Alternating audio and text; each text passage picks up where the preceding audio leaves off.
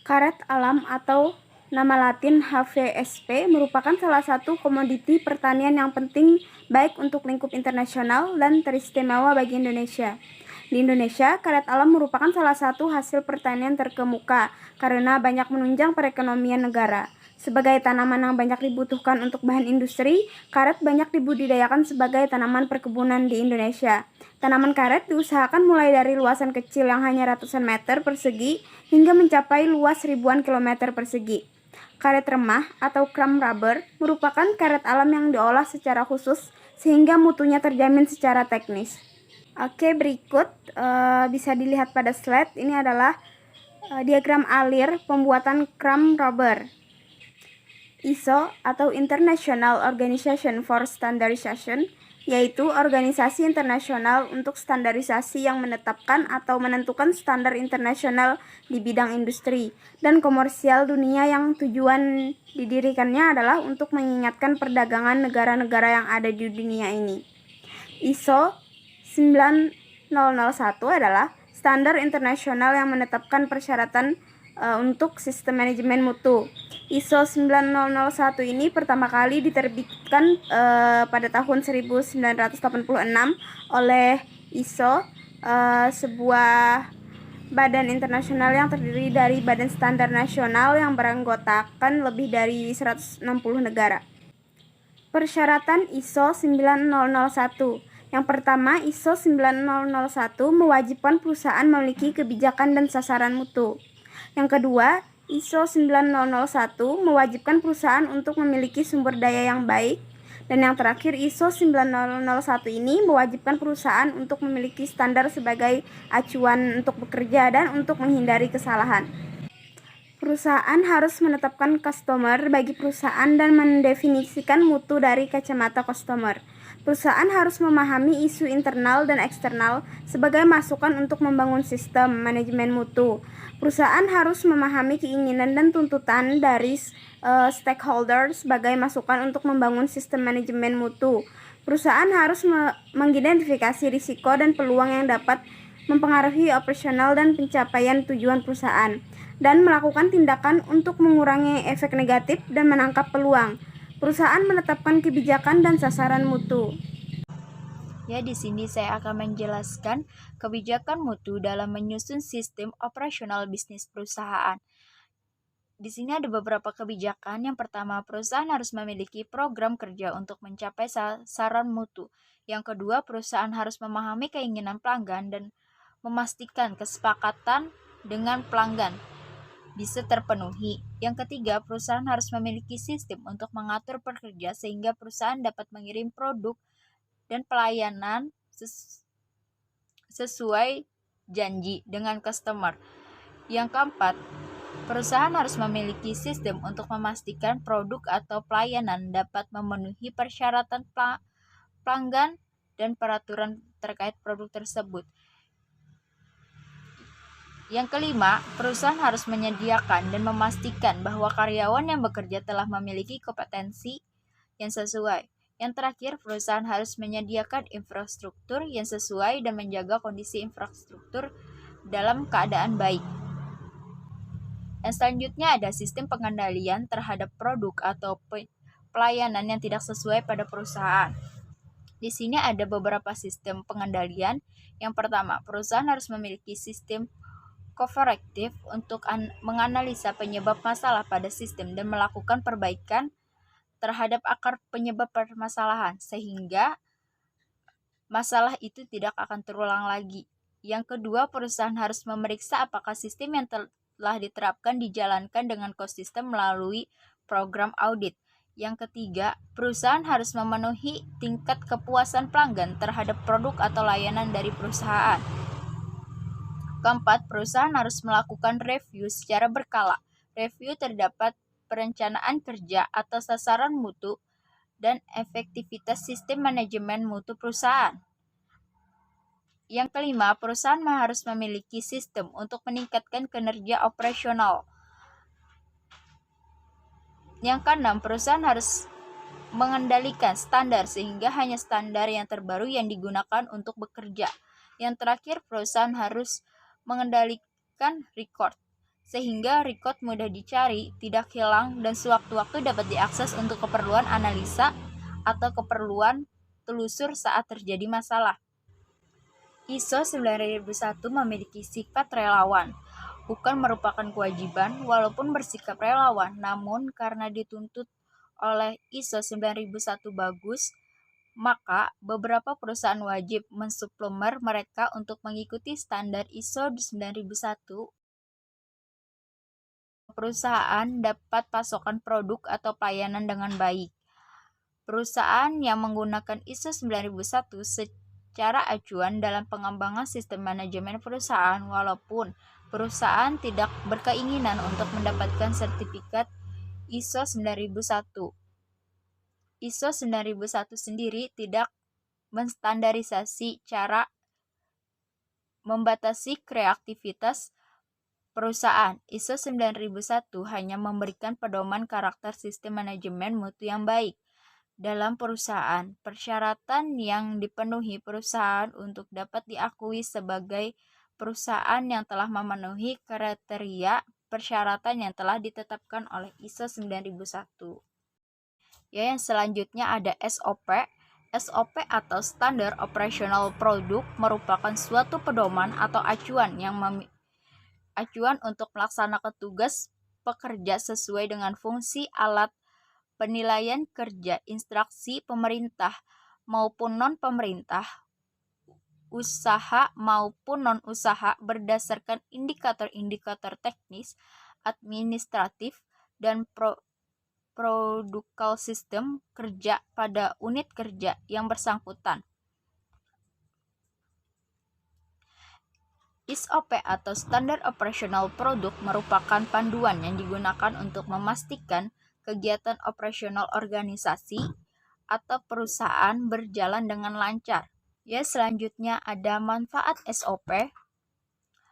Menurut penjelasan pemerintah pemberdayaan aparatur negara Permenpan nomor 21 M.Pan 11 2008, manfaat SOP secara umum bagi organisasi adalah yang pertama itu ada sebagai standarisasi cara dilakukannya pegawai dalam menyelesaikan pekerjaan khusus, mengurangi kesalahan dan kelalaian.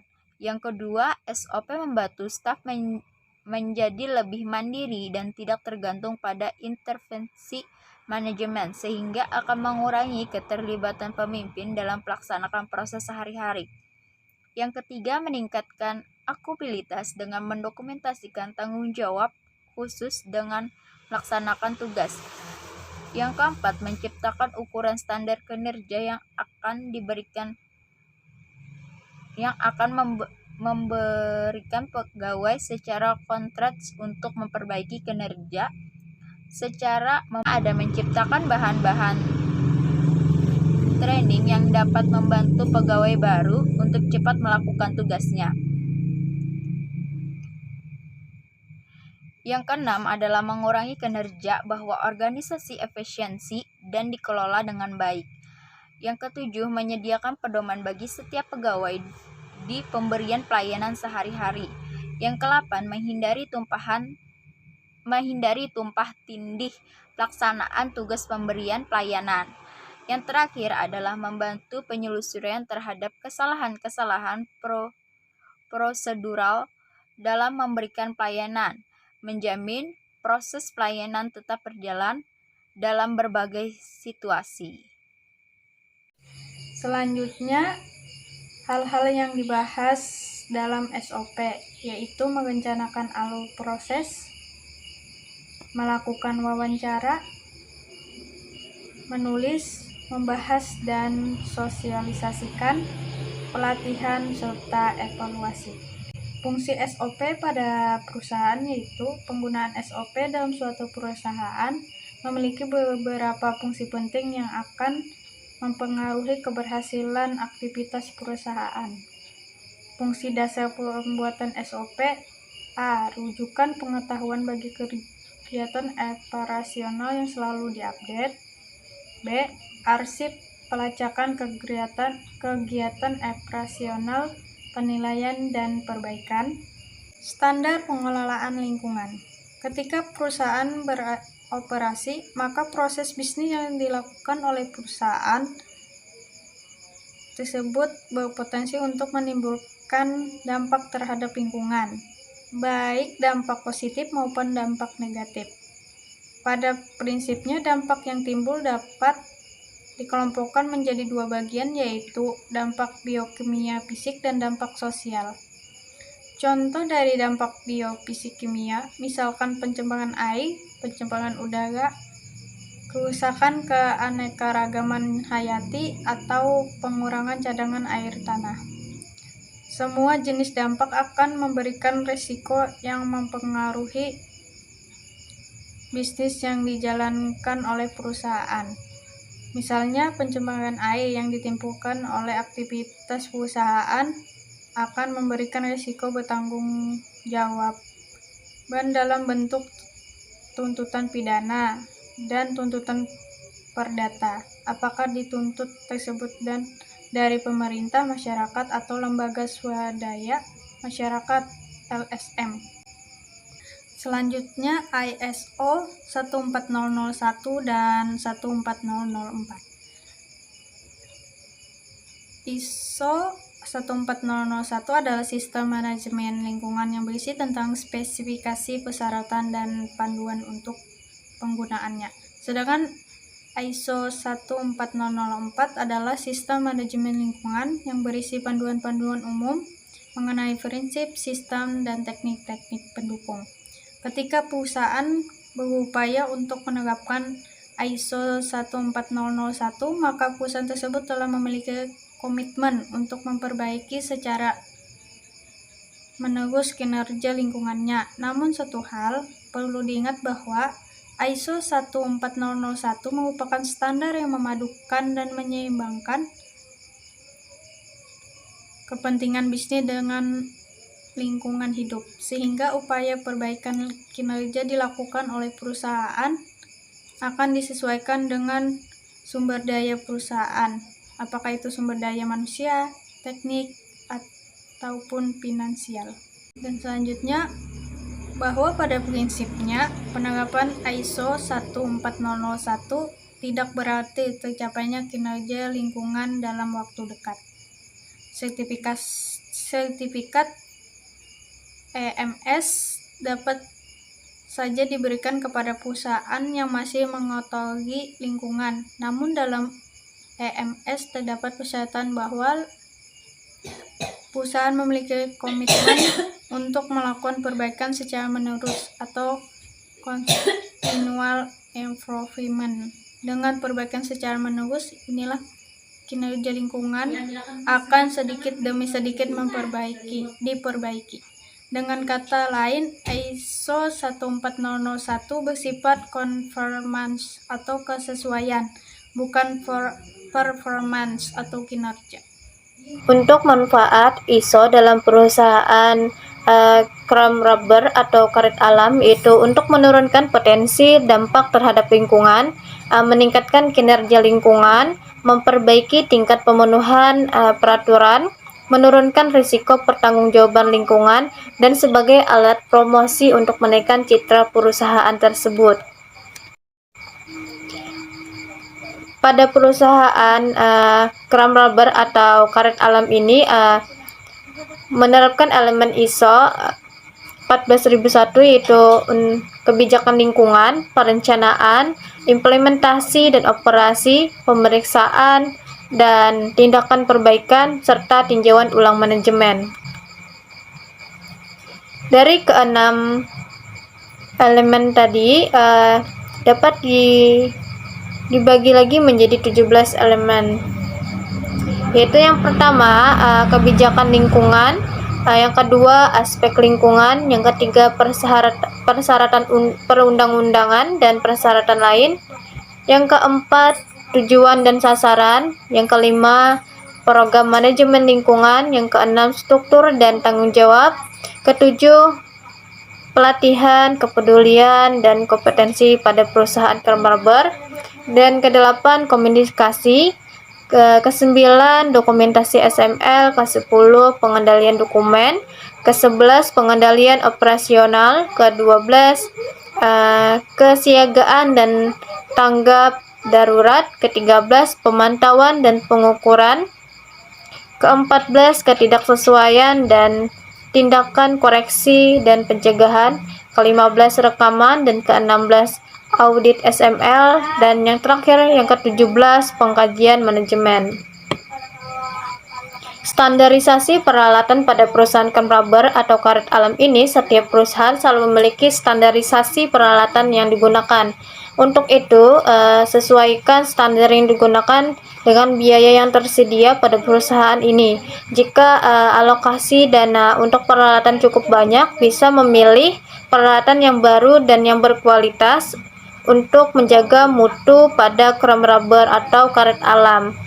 Namun jika dana terbatas, bisa juga membeli peralatan perusahaan yang sederhana namun bisa dipakai secara optimal dan tetap bisa memberikan mutu pengolahan chrome rubber yang berkualitas. Pada perusahaan pengolahan chrome rubber atau karet alam itu menggunakan ISO. Bagi perusahaan industri ini yang berkaitan dengan peralatan laboratorium sangat diwajibkan untuk memenuhi standar yang satu ini, karena pada perusahaan ini sangat mementingkan karena untuk standar pengujian dan kalibrasi laboratorium. Perusahaan yang bergerak di bidang seperti ada farmasi, agrobisnis, dan lain-lain yang menggunakan laboratorium untuk kegiatan R&D. Tapi untuk ISO ini sangat digunakan pada pengolahan rubber karena untuk menjaga kualitas mutu pada pengolahan. Pada ISO ini diharuskan untuk memenuhi standar. Hal ini karena mencakup sterilisasi peralatan dan bahan yang digunakan, serta penilaian terhadap dampak zat-zat yang bagi lingkungan dan konsumen. Judul lengkap standar ini adalah ISO atau IEC 17025, General Requirement for the Competence of Testing and Calibration. Laboratories Komite Akreditasi Nasional menerjemahkan dengan judul ISO atau IEC 17025, persyaratan umum, kompetensi, laboratorium pengujian, dan laboratorium kalibrasi. Meskipun demikian, kesesuaian ISO atau IEC 17025 yang diterapkan oleh laboratorium tidak secara otomatis tidak memenuhi persyaratan ISO 9001. Penerapan sistem manajemen sesuai standar internasional ini juga bukan menjamin dengan sendirinya kesahan secara teknis atau setiap data dan laporan yang dihasilkan. Standar internasional ini ditujukan untuk membantu laboratorium dalam mengembangkan sistem manajemen mutu baik secara administratif maupun kegiatan teknis. Penerapan yang baik terhadap standar internasional ini dapat memberikan konfirmasi terhadap kompetensi laboratorium di mata pelanggan, regulator, dan publik pada umumnya.